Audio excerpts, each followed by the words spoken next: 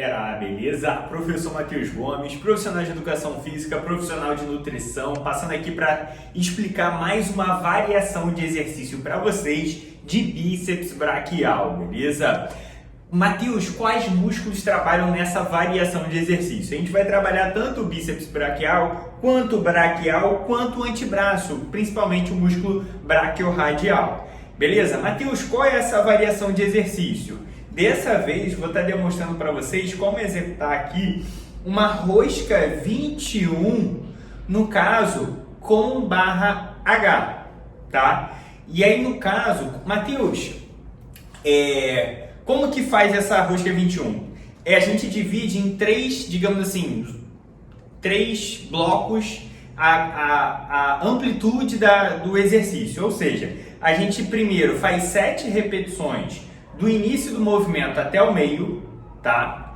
Depois a gente faz 7 repetições do meio até em cima. Depois a gente faz 7 repetições completas, tá? Que 7, 7, 7 vai dar os 21, que é a ideia proposta da metodologia. Matheus, qual que é o benefício dessa metodologia, tá? O benefício é o que? A gente aumenta o tempo sob tensão, ou seja, o tempo que o músculo fica em tensão muscular na hora que está executando o exercício, pela quantidade de repetições que é um pouco mais alto.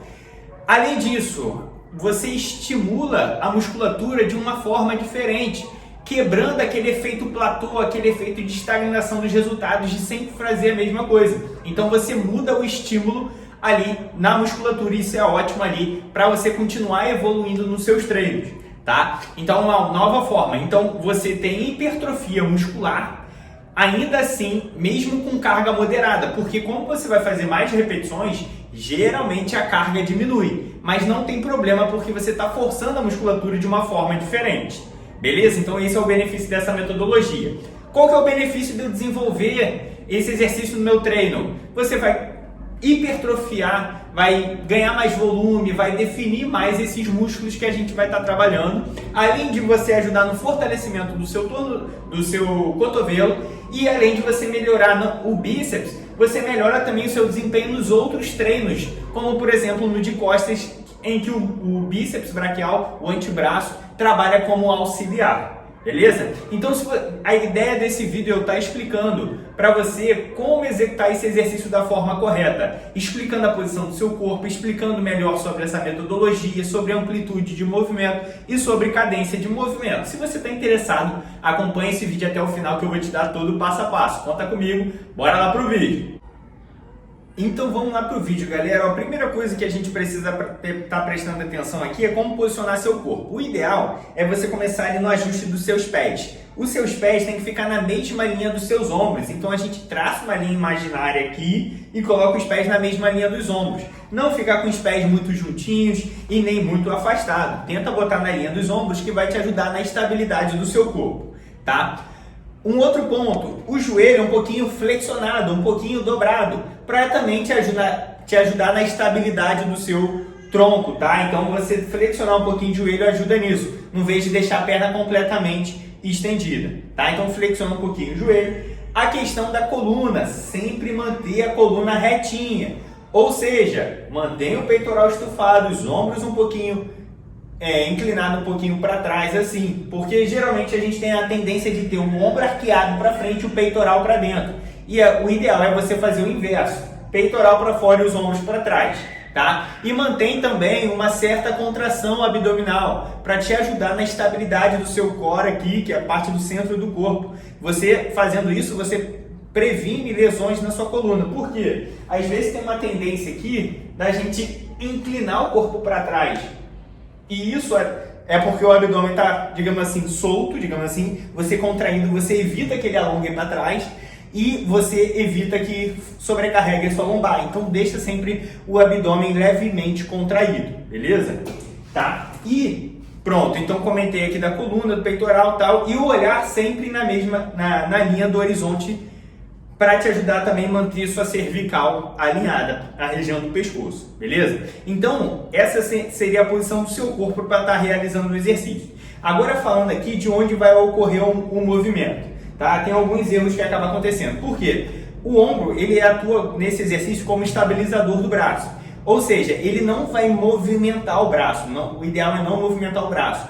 E é um erro muito comum que às vezes a pessoa acaba cometendo. Por quê? Às vezes a gente tem uma tendência aqui na hora de estar subindo, às vezes a gente tem uma tendência aqui, ó, de subir o cotovelo, de inclinar o braço para frente, ou às vezes até de jogar o braço para trás. Às vezes também é um erro muito comum. Ou seja, você percebe que eu estou movimentando o meu ombro tanto para trás quanto para frente. Ou seja, isso não pode acontecer. Você tem que estabilizar aqui seu ombro, o braço ficar paradinho e não deixar seu braço ir para frente nem para trás. Braço parado, sempre na vertical. E o braço colado junto ao corpo.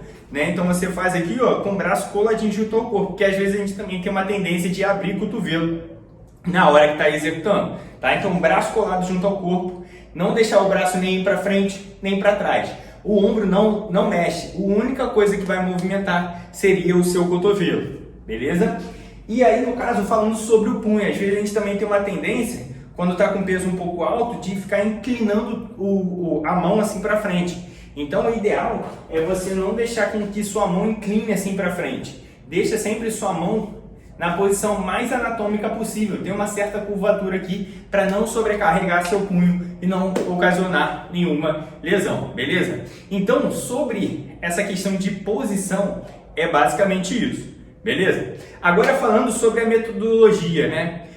Então, é aquilo que eu falei inicialmente no vídeo. A ideia nessa metodologia é a gente fazer 7 repetições do início até o meio, ou seja, 7 repetições fazendo até o meio, que seria até 90 graus, tá? Então você sobe até 90 graus o braço aqui. Então você estica o braço quase todo, né? Já falando um pouco até da amplitude de movimento, você não estica o braço todo, tá? E hiperestende ele completo. Você sempre deixa ele semi-flexionado, um pouquinho dobrado. Então você começa daqui e vem até 90. Começa daqui e vem até 90. É um movimento mais curtinho mesmo. Tá? Então, 7 repetições do início até o meio. Depois, a gente de 90 graus, que é a ponta de um quadrado, supondo que aqui tem um quadrado, tá?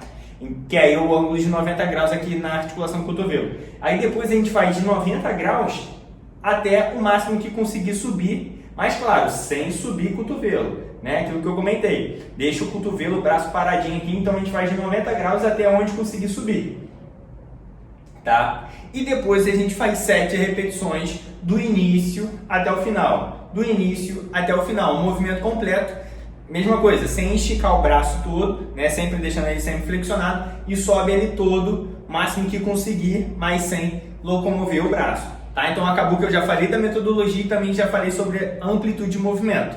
Tá? Um erro muito comum nesse exercício, às vezes a gente acaba exagerando o peso, porque, Matheus, eu faço aqui com essa barra H, eu faço com 10 kg de cada lado. Talvez nessa metodologia, talvez você tenha que diminuir um pouco para conseguir fazer uma quantidade maior com qualidade dessa metodologia. Então, às vezes tem que reduzir um pouco o peso. E às vezes quando a pessoa não reduz, aí às vezes acaba não ficando tão legal a metodologia. Claro que você tem que botar uma carga alta para ter um bom desenvolvimento, sim, mas também prezando a qualidade da metodologia, né? A qualidade da execução certinho do método, beleza? Então, sobre a carga e também de fazer muito rápido, que era o último ponto que eu ia comentar com vocês, sobre a velocidade.